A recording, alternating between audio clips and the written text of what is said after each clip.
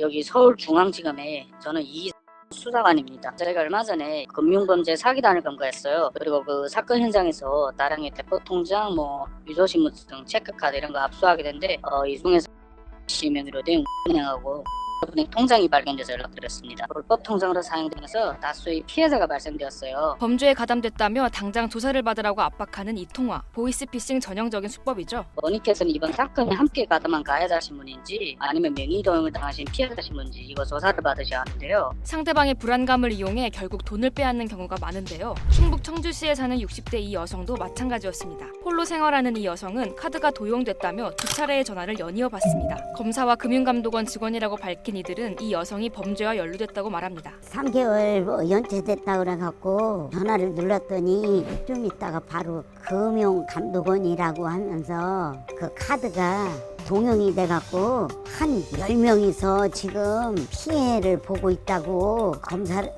조사를 받아야 된대요. 지금 16억인가 다른 시민들이 손에 피해를 보고 있다고. 검사라고 칭한 이는 당장 검찰청에 와서 조사를 받지 않으면 이 사실을 직장에 알리겠다고 협박까지 했고요. 이어 금융감독원 직원이라는 사람은 갑자기 검찰에 조사받지 않도록 도와주겠다고 회유합니다. 대신 주변에 알리지 말라고 지시하죠. 약식 수사하게끔 말을 잘해준다나 그러면서 나하고 통화했다고 하지 말고 자기 아는 사람이라고 얘기하지 말라나. 어쨌든 검찰청에서 직접 지네가 조사를 한다니까 금융감독원 이 남자는 무슨 엄마처럼 나를 엄청 따뜻하게 대해주더라고. 막 그때 심정은 구세주였어요. 구세주.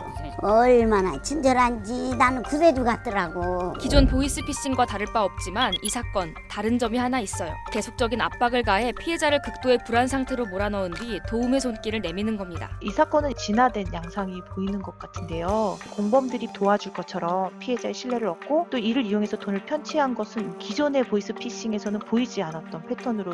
이런 수법 흔하지 않잖아요. 검찰, 금감원 등으로 각각 역할을 분담해서 피해자의 심리 상태를 이용하는 건데요. 전문가들은 보이스피싱 조직이 매우 치밀하게 접근했다고 말합니다. 이런 수법을 우리는 굿캅, 배드캅 전략이라고 얘기를 하는데요. 경찰이 범인을 신문할 때 사용하는 방법이에요. 범인에게 자백을 얻기 위해서 한 경찰이 화를 내거나 또는 강압적으로 행동을 해서 공포 분위기를 조성하고요. 이외에 다른 경찰이 나타나서 마치 범인의 편에서 자신을 도와줄 것처럼 대하면 착각에 빠져서 자백을 하게 되는. 결국 이 여성은 차곡차곡 모아둔 현금 3천만 원을 보이스피싱범에게 빼앗겼습니다. 그런데 이것도 모자라 피해자의 휴대폰을 해킹한 보이스피싱범은 추가 금액을 요구합니다. 제가 생명 보험 거래하는 것도 알더라고. 대출을 받으라고 하더라고.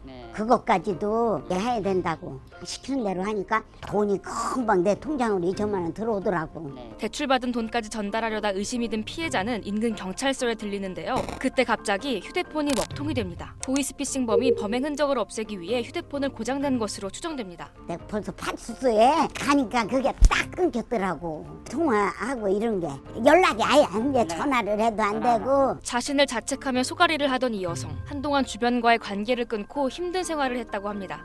이후 경찰의 권유로 보이스피싱 제로 사업에 도움을 신청하게 되는데요. 자신의 피해 사실을 증명하고 생활비 일부를 지원받게 됐습니다. 혼자 힘들게 사는 거 그런 게 심사가 됐나. 그 돈이 그렇게 귀하더라니까요. 고맙더라고요. 보이스피싱 제로 사업은 최근 3년 이내에 보이스피싱 피해를 당한 사람들에게 최대 300만 원의 생활비를 지원하고 있는데요. 보이스피싱은 나만 당하는 피해가 아니라는 걸 인지하고 주변 사람과 어려움을 나누는 것만으로도 상처 입은 마음을 회복하는 데 큰 도움이 됩니다. 보이스피싱 관련 도움이 필요하시면 본문의 더보기를 눌러 보이스피싱 제로 사업을 살펴보시면 좋을 것 같습니다. 다음 편에서는 보이스피싱 예방을 위한 꿀팁과 대처 방안 자세히 알려드릴게요.